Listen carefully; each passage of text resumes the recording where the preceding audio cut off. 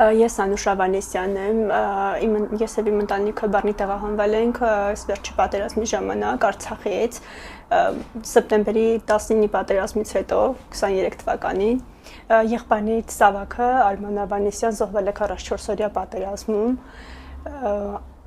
Արցախից տեղահանվելուց հետո ամիսներ անց մահացել է հայրս, սրտի կանգ է գրանցվել իր մոտ, 23 թվականի պատերազմում ծայրահեղձաններ վիրավորում է ստացել միջնեկ եղբայրս, ինքը առաջին կարգի զինհաշման անդամ է, այժմ ընտանիքիս ամբողջ հոգսը իմ վրա եմ վերցնում, այդ իսկ պատճառով երկար աշխատանք փնտրելուց, որ ոչ միտեղ չեմ կարողացել աշխատանք գտնեմ, ինքս մասնագիտությամբ մատնահարդար վարսահարդար եմ, վերցրել եմ այս փոքր տարածքը ու իմ ունեցած ներդրումներով փորձել եմ